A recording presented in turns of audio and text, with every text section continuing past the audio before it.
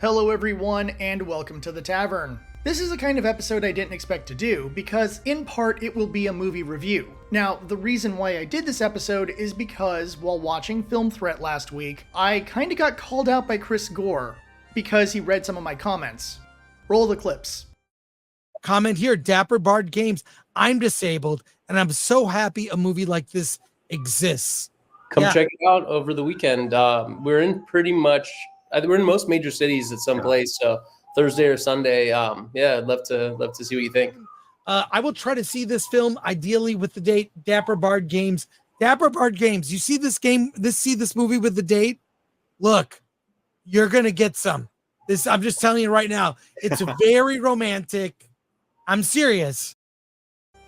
Sadly, I did not have a date for this movie because, as it turns out, when you are a YouTube channel that primarily focuses on tabletop and giant robots and the occasional horror movie review, you don't really get a lot of ladies.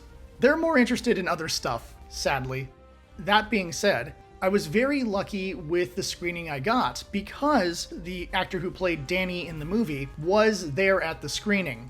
It was supposed to be a Q&A, but as it turns out, a lot of the people at the screening were like his family and friends. So it was more of him talking about his experience with the movie and talking about just how grateful he was to all the supportive people in his life, which is super awesome. And it was nice hearing that, and it was heartwarming.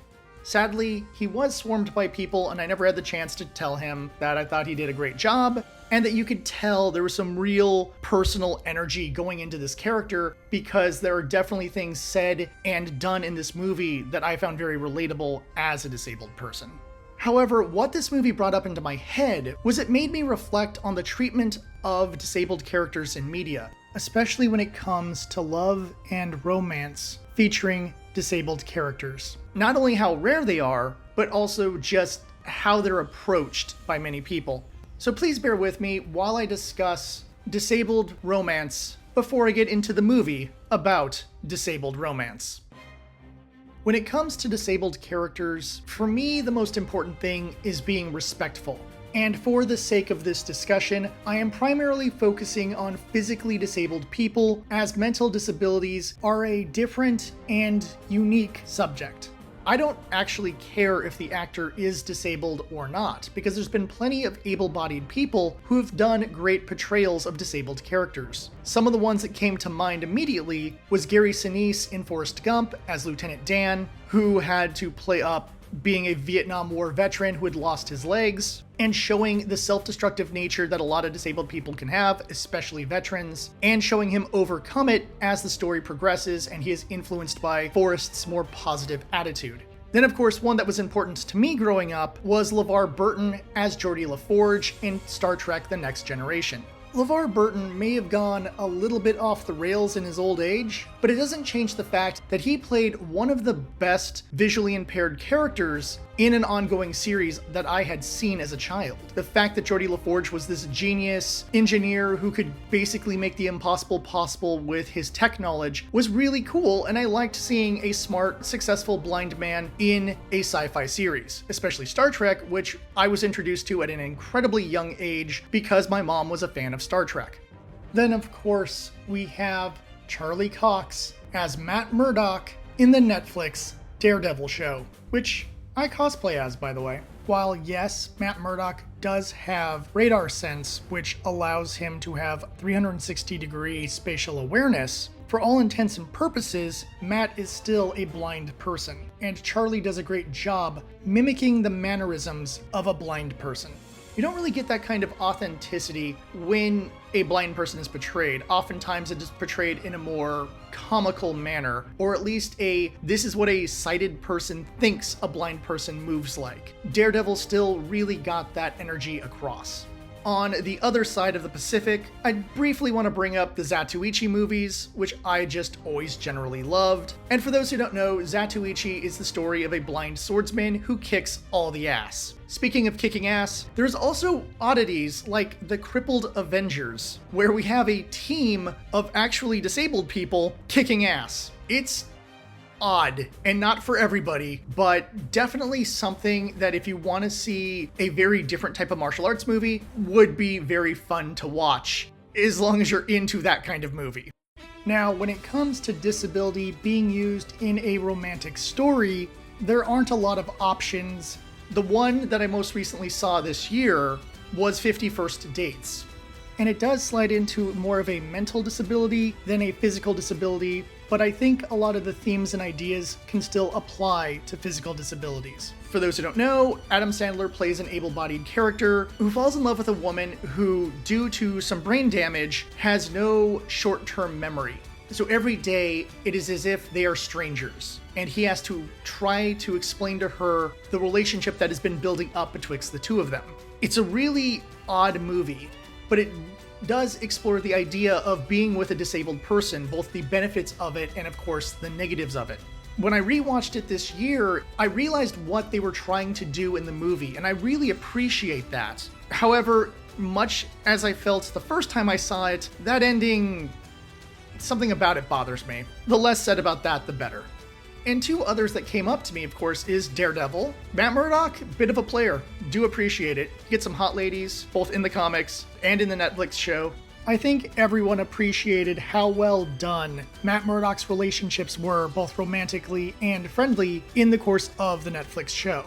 You do have some nice relationships with Matt and the various love interests, and I think they did a really good job, but that wasn't really the focus of the show. Still, it was nice to have those moments. Speaking of which, Gundam Thunderbolt features a physically disabled veteran who ends up having a very brief romance in the first of the movies, and the results of what happens with him and his love is not great because it's Gundam and no one can ever be happy in Gundam, but I still liked the fact that it kind of covered some of those issues and kind of that desire to be loved when you are disabled.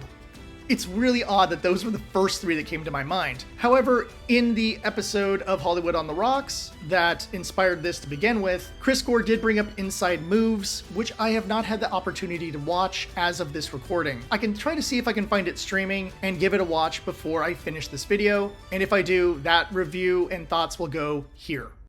Hey everyone, Future Bard here. I did watch Inside Moves. It's a pretty heavy movie. Honestly, a lot of depressing parts. The main characters are all made up of disabled people who are just trying to get through their lives. The plot went directions I did not expect it to go. For those wondering, there is a triumphant, kind of happy ending at the end.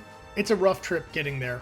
I saw it on Tubi, so it is available for free online if you want to go and watch it. I'd recommend doing so, but just be prepared. It is a heavy movie. Mr. Gore, please warn me next time, because I went into this expecting something upbeat, and that opening is rough. Watch Inside Moves. It's really good, but it's really rough, so just be prepared for that kind of movie. Now, one of the things that always got to me was the terrible portrayals of the disabled. And one of the ones that always annoyed me was sitcoms. In sitcoms, inevitably there'd be the episode where one of the kids gets a wheelchair friend, or one of the dudes ends up dating a deaf girl, or something along those lines. Even Seinfeld has an episode like this. It has existed for a long time as a trope. Some can be respectful, most feel cringy because that character will never return. They're a one-off girlfriend or boyfriend or neighbor or whatever, and then it's like, hey, we did our episode with the disabled person, moving on with life. And I never particularly liked that. I always find it generally disrespectful, especially in your more typical family sitcoms, where it felt like we're talking down to the audience, and I absolutely hated it. Speaking of things I absolutely hated, the classic Scooby-Doo.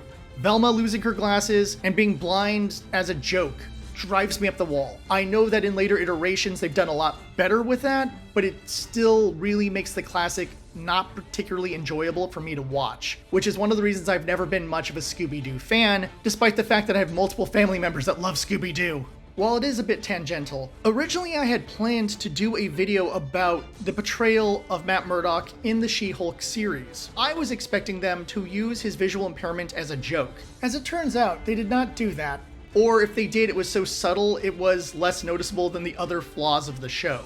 That being said, I do feel Daredevil was done dirty in the She-Hulk series, but that really has nothing to do with the disability aspect, which is more of the focus of what we're talking about right here. So, for all intents and purposes, I don't like it, but not because of disrespect to the disabled.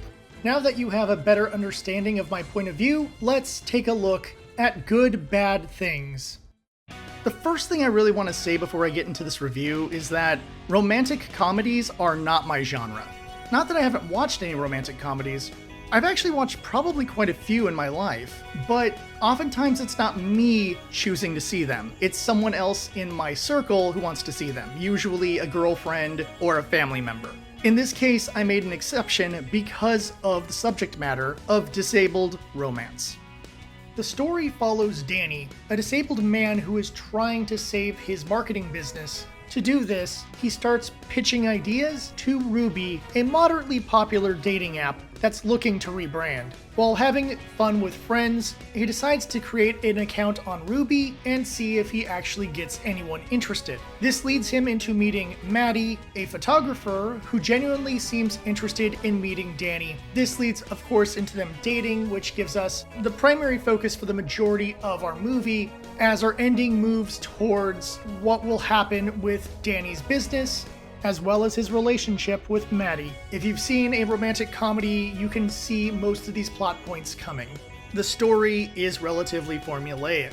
I don't have to explain to you what the formula is of a romantic comedy because you already know what it is. In fact, it got to a point where I realized I was more invested in Danny and Jason and their company trying to handle this Ruby contract and save the company over the relationship of Danny and Maddie.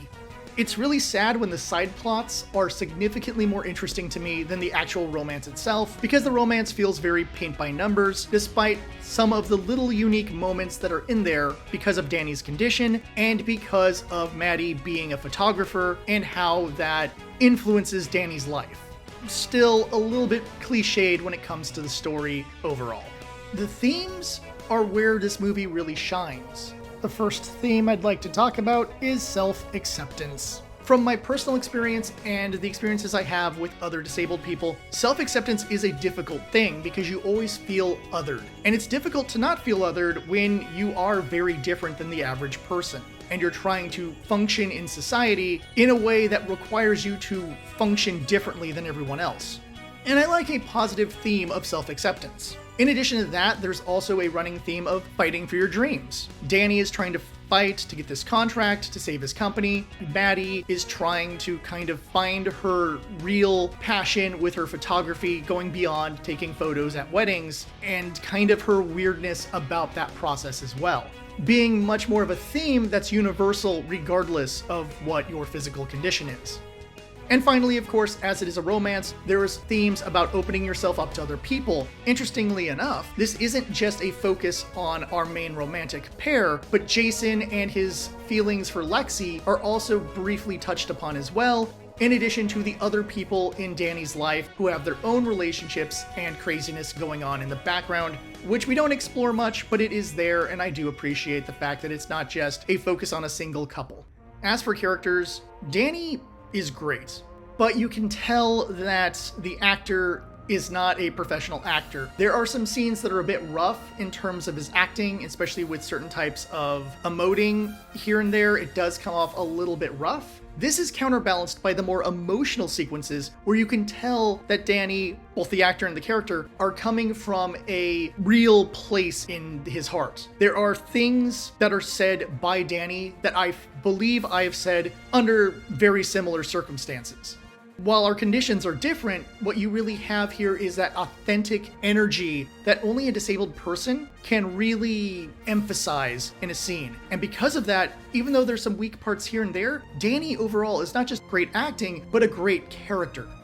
Jason is Danny's best friend. He is one of my favorite parts of this movie. There are things said by Jason that I'm fairly certain my friends or family members have said to me at one or more times. The fact that as a disabled person, when you meet that friend who doesn't care and just treats you like a person, helps you out with whatever your things are without a complaint, those friends stick with you and mean a lot to you. And I've had multiple people in my life who've been those Jasons. As for the acting is great. It feels authentic, it feels real, and Jason's like fun-loving attitude and the fact that like nothing seems to really get him down, the fact that he's always there for his friends, and the fact that he's trying his best to make things work with the company all make Jason a very well-rounded and interesting character. Maddie is a weak point in this. Her acting is fine. We're not going to get into the acting here. I think she does a very good job. She's a decent actress. I never fully understood why she had the issues she had. She gives a brief thing about some of her previous relationships, but it's very vague. She seems to be a decent enough photographer, but it doesn't seem like she's ever really progressed in her career, whether that is her own holding herself back or it is something else. It's never really clear. And it doesn't feel like she's the kind of character who would hold herself back based on the things she says and does. So she's just kind of floating, I guess. She feels kind of weak, and it's really unfortunate because the core of the story is the relationship between Maddie and Danny, and I felt it was one of the weakest parts of the movie, while a lot of other things stood out to me more. We have a whole load of minor characters. We have a ton of friends that Danny has. Most of them have the veneer of depth, as they have things going on that I kind of wish I knew a little bit more about. I found a lot of the people in Danny's life to be very interesting characters that I wish were explored more. The models who are Maddie's friends were fine. I can't remember either of their names, and if you asked me what they looked like, I would struggle to kind of remember what they looked like. They were very window dressing characters, but they served the role they needed in the scenes, so yeah. The side character who I think was the biggest standout was Danny's father. The way he acts, the things he says, like, not only was that like a punch in the heart for me, it reminded me of things that I've experienced with my own family. And I think he was really well handled, and I wish the father was around more in the course of the movie, rather than kind of being there at the beginning and being there near the end. Overall, the characters have a very authentic feel to them, and you can definitely tell that the actors are giving their all. The problem is most of the characters that should have depth don't. And it does hurt the movie a little bit because, again, like the cliched story, there's not enough there with the characters to truly say, oh my gosh, these characters are amazing. But there's really not anything there that says this is bad. It is very mid. Another place where this movie shines is the audio. Not only do you have some fun playing with the audio when you have like heavy emotions or when characters are drunk or high and it's kind of messing around with the audio a bit, I do love that kind of stuff. The score is really well done. It very much emphasizes the emotions you're looking for, and I really do appreciate how it is integrated into the scenes. The licensed music is wonderful because it's a lot of indie, smaller songs. I didn't hear any mainstream songs that I'm super familiar with, and it didn't do that whole, hey, here's a song out of the 80s, you know, kind of garbage that has become so cliche. It was a lot of unique music, gave this a more real feeling, rather than hearing the same cliched songs we've heard a million times. A major standout in the music is the Ruby jingle that Danny and Jason are working on. I freaking love that scene, and I love that song. It is just cute and silly, and really adds to the overall flavor of the movie.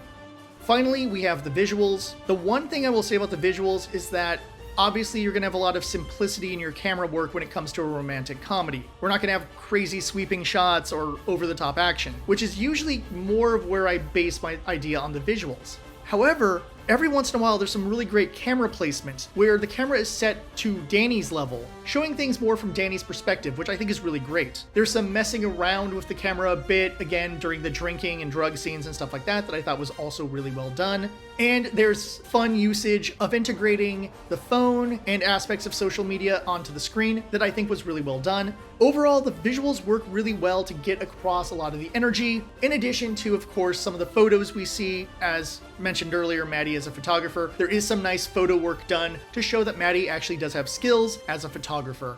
Overall, the visuals are wonderful in this movie. Overall, I very much enjoyed my movie experience. This isn't the kind of thing I would normally watch, and yeah, I probably would have enjoyed it more if I had gone with a date. Still, I think it was great to see a movie like this, and despite the standard romantic comedy cliches, I could see myself watching this again. Ideally with a date, or maybe with some of my family members who might want to see a positive portrayal of disabled characters in a romantic story. One of the things I had to do while working on this review was separate my feelings from the movie. My critic brain and my disabled brain, if you will. As a disabled person, this movie hit me really, really hard in the heart. As I said during the review, there were many moments I'm like, I've heard someone say that, I have said that, I have had this exact conversation. Stuff like that doesn't happen all the time. And if I was going to review this based on my heart and not on my head, this would be a 5 out of 5 because they really captured the experience. even though Danny and I have different disabilities, a lot of the struggles we have enough similarity to make this a very relatable story for me. That even as I'm thinking about it now, while recording the audio, I am feeling that emotional energy in my heart as I think back to some of those great sequences. However, as a full film, it is not perfect. It definitely has its flaws. My final verdict is 4 out of 5. A very well done romantic comedy that has a very unique point of view, and even if you are not disabled, I think you could get a lot out of this movie. And if you want to have a better understanding of the life of a disabled person, this is a great movie to watch to understand the struggles, the self-doubts, and the personal hang-ups that come with disability. And it also shows you that there are plenty of people who care and support the disabled people in their life. If you are disabled and you have people like that, you know how valuable they are to you and how much they mean to you. I think they also did a great job showing relationships betwixt disabled and able-bodied people, especially when you compare how the story with the ex-girlfriend compares to the story with Maddie. And I think it does a good job exploring that and really brought up some of the feelings I have about women I've dated before. Anyhow, I don't want to get too personal, so let's not get too personal. Let's kind of start to wrap this up. I am glad I watched this movie, and I would like more movies like this. I don't mean romantic comedies about disabled people, I mean movies that are just respectful towards disabled people. I don't like the idea of representation for the sake of representation, and Good Bad Things is not that kind of movie. It is a romantic comedy that happens to have a disabled lead, and in no way exploits that. It really shows the reality of that situation, and I think that's excellent. It would be nice to have more movies where we see disabled people just being treated like people, and seeing disabled people in stories just playing regular person roles, having an understanding that yes, being disabled is a difficult life, but being close to a disabled person can be incredibly rewarding. And Good Bad Things really captured that. Let me know in the comments if you watched Good Bad Things and what you thought of the movie. Other than that, please look forward to all my future videos. Please like, subscribe, and all that jazz. And until next time, thank you for watching, and I'll see you at the tavern.